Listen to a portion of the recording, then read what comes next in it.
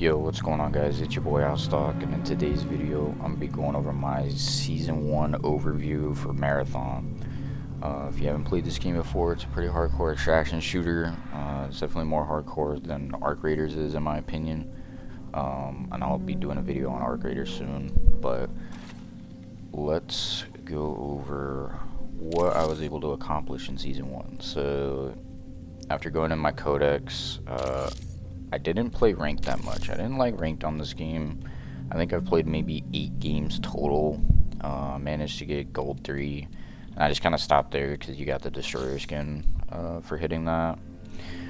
I got most of the titles. I also didn't play cryo that much. And you'll see in a second when I go to cryo archives how many times I've actually extracted. I could have got pace setter. I just don't really play perimeter or dire marsh. I'm more of an outpost cryo guy. Cryo is starting to grow on me more.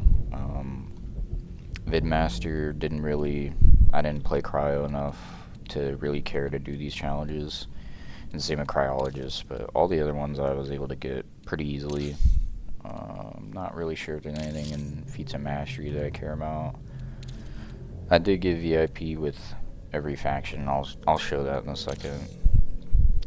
Loot wise, there's only a couple weapons I haven't messed with. Pretty much maxed out every single map. I'm only missing like one collectible on some of these. I don't play Dire Marsh enough to get all these corrupted AI data logs, so Outposts, I love Outposts, my favorite map in the game by far. I wish I could see how many times I've actually extracted from this map, because this is by far the most played map I have. Cryo Archive, as you can see, I haven't even extracted 25 times. When I do play cryo, I don't do terrible. It's just I didn't like the map at first. I didn't play it enough when it first came out, so I kind of fell behind. I just didn't really bother with it until the end of the season. Yeah, cryo vaults, I didn't care at all to do these. I know I can't really kill compiler until I finish this, so probably next season if I decide to play, I'll need to do that. I did end up getting my recon skin, which I have the whole gameplay of the compiler run, and I was able to do that actually yesterday, last day of the season, which was kind of a good way to end the season for me. Threats and activities I don't really care about. Factions, I did all the main faction quests. I think all I have left is just sponsored kits, but I don't really run sponsored kits anymore. Runners, I've got Rook Mastery, Destroyer Mastery. My recon is glitched. I don't think I can get this trifecta calling card, so not sure what I'm supposed to do there. I've tried multiple times with grenades and stuff to kill the whole squad at once, and I just can't seem to get it done. Alright, let's go to factions. Definitely maxed out Syak, New Cal. I didn't play cryo enough to get hazard capsules, so that just kind of sat there. Traxxas, same thing. I didn't play like Dire Marsh to get alien alloy enough.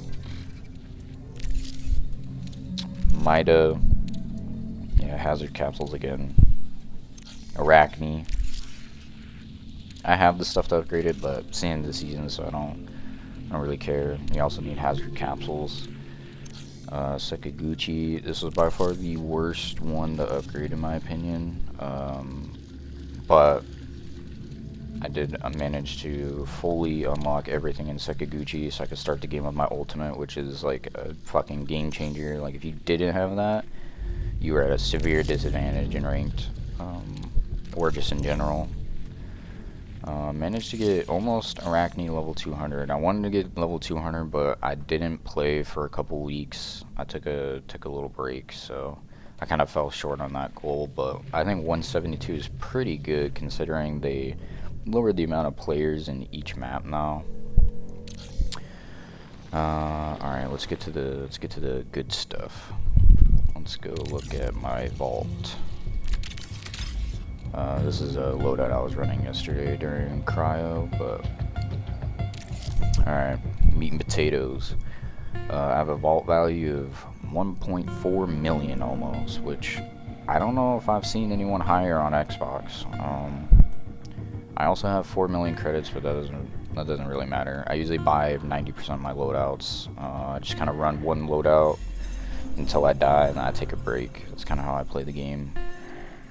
A lot of people will be like, well, why don't you use your gear? You know, why do you have so much gear fear? It's not necessarily gear fear. A lot of these enduring weapons that I keep are kind of like trophies. Usually I ran that gun the one day and then I just kind of put it away. Or like I think some of these wasters, like I picked them up off people and I just didn't bother to use them because, I mean, the waster sucks now, let's be honest. But I did have 3 bioinjectors at one point. I did kill a squad that was running 4 bioinjectors, like someone was running double. I didn't get to grab all 4, but I did have 3 at one point. I decided to delete one, and I think I deleted it so I could keep my enduring Mizraya. So I did have pretty much 1 stack of every single purple item for barters. I did keep a ton of enzyme replicators for the purple shield barter. I do have some gold backpacks. I never really found an enduring gold backpack. No one ever had one that wasn't scrap. Same with like gold shields. Could never find an enduring gold shield. I wish I could have. I had a lot more of these gold augments. Kind of deleted most of them. If they weren't enduring, didn't care. Because at the end of the season, I just wanted the highest vault value. I did keep like almost one of every single gold mod in case I did find like a really high enduring version of that weapon. Because if you throw a gold mod on there, it just makes it even more expensive. I don't think I have one of every green material anymore, but I used to. I think I deleted it if I only had a couple. It wasn't really a point to keeping it. And then I do keep, you know, a stack of heals, which honestly I don't know why I do, because I usually just buy my heals anyway. Same with equipment. Like, a lot of you guys are probably questioning, like, why don't you keep equipment? Why don't you keep more heals, you know, attachments, stuff like that? I just like to go in and take all that stuff from people. I never cared to keep, you know, 60 grenades in my vault, because at the end of the season my goal was to have the highest vault value on Xbox, if not in general. Did it make it a little bit harder to play the game? Not really, in my opinion. You'd be amazed at what you can do with just a blue shield and like the green bully. You know, you can go in and wipe a full kitted team, and then there you go, boom. Now you're kind of set. Outside of that, I think the game itself is very good. I don't know how much longer it's going to last though, because the player base is already so slim, and I think they did improvise a matchmaking system that sometimes punishes the higher level players. Like if you're, I like to solo queue. It's kind of hard to solo queue because, you know, I was doing cryo and I'm getting people with white shields that are like level 80, and you know, it's supposed to be a level-based matchmaking, and I'm not exactly sure how a level 80 is supposed to be near me in not only level but skill. And it shows when they bring in a, you know, white shield to some of these maps, and it just kind of makes it hard for me to want to keep playing with a kit if I know my teammates aren't going to be bringing in a kit.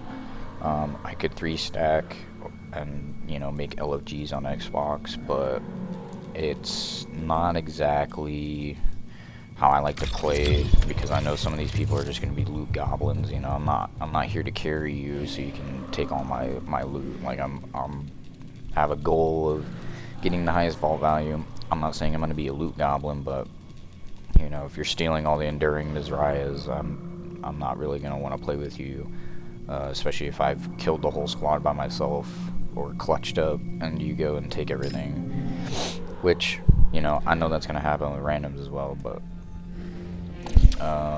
yeah, matchmaking in this game is very interesting. There was at one point where I called it. They tried to add skill-based matchmaking, and it didn't really go the way they planned it. The servers were terrible when they tried to do it, and I just don't agree with the skill-based matchmaking in this game, especially when there's a ranked. If your game has ranked, it should be a ranked matchmaking only in ranked, and when it's pubs, it should be random. So when they said it's a level-based matchmaking, and I consistently see below level 100s on my team, I don't agree with that. Like, I shouldn't have to be forced to carry people with no gear when I'm risking, you know, I have a 40k kit on right now, and I would probably have it more expensive. Maybe not all this extra stuff in my, you know, inventory, but this is the kind of loadout I would run every day. And I really just don't feel like carrying people that aren't even risking anything, really. Like, if you're coming in with a free kit, it's, you know, I don't want to play with that. So but anyways, that is pretty much my account for Season 1 of Marathon. I really wish they had stats. I know I have a couple thousand kills on this game. I know you can't really get above 10 kills anymore unless you're playing Cryo or like Dire Marsh or something, but I used to average about 10 to 12 kills a game on Outposts, you know, for like a couple weeks straight. I mean, I have so many screenshots of double-digit kills. I think the most kills as a squad I got was 20, but you just can't do that now. They took out the amount of players that can be on a map at once, and I don't see that many rooks. So it's kind of hard to farm kills, right? But I think they do need to add some stats to the game.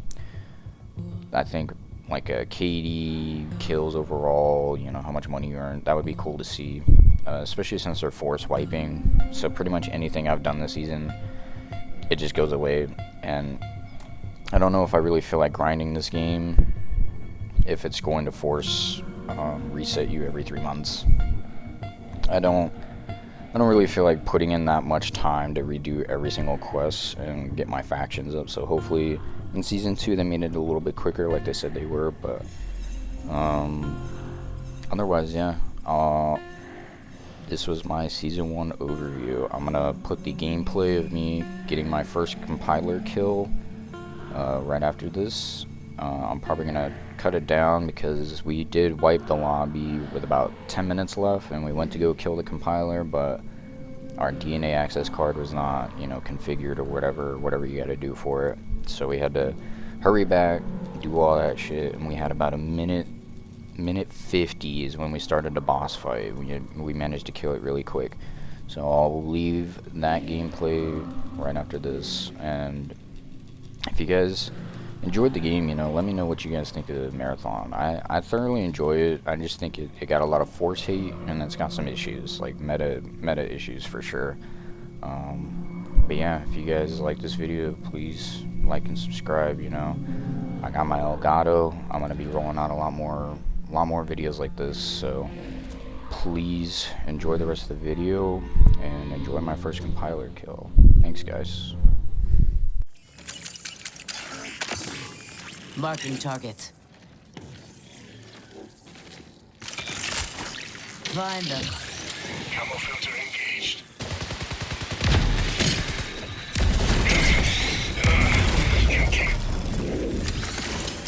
Bomb shield here.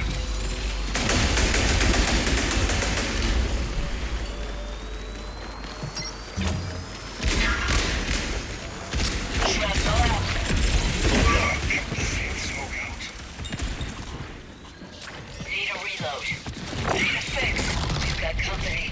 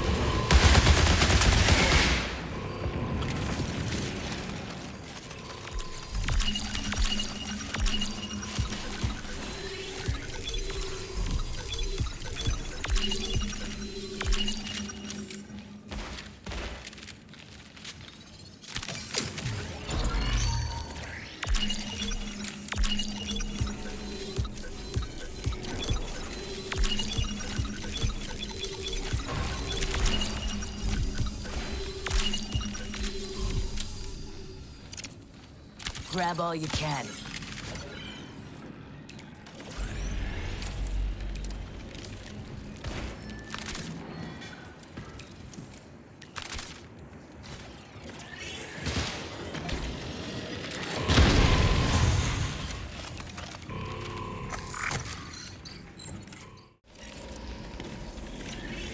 Stealth engaged.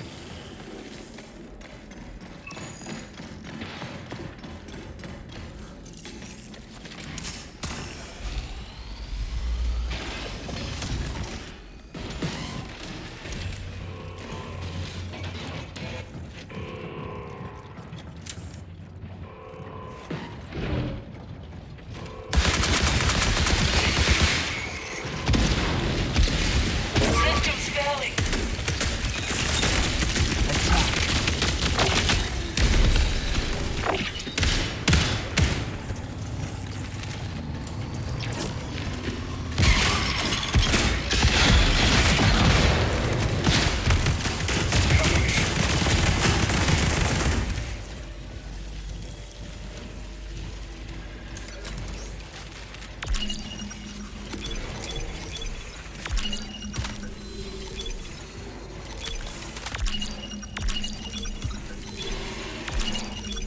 Grab all you can. Need this?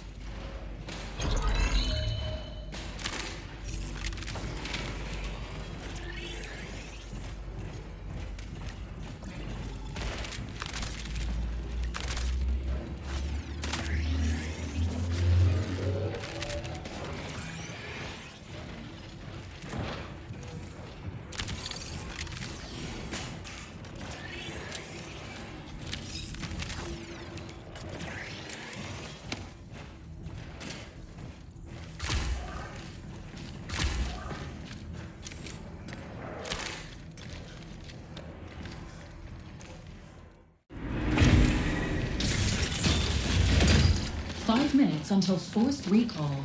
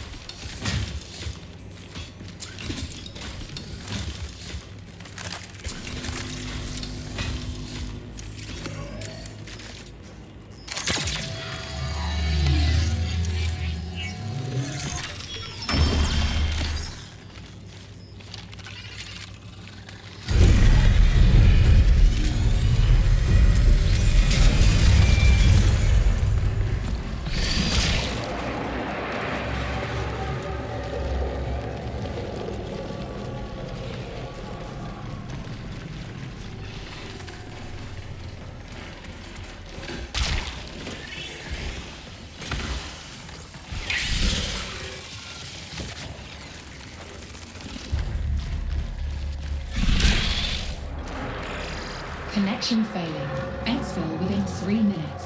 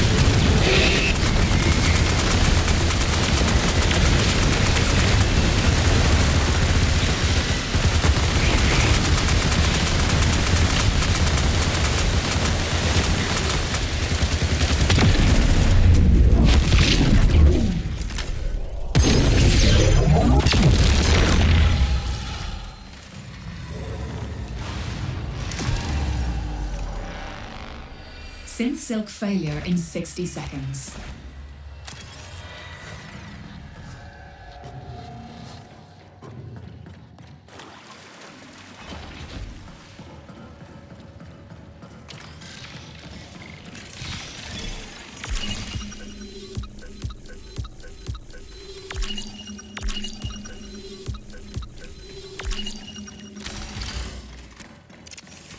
Over here.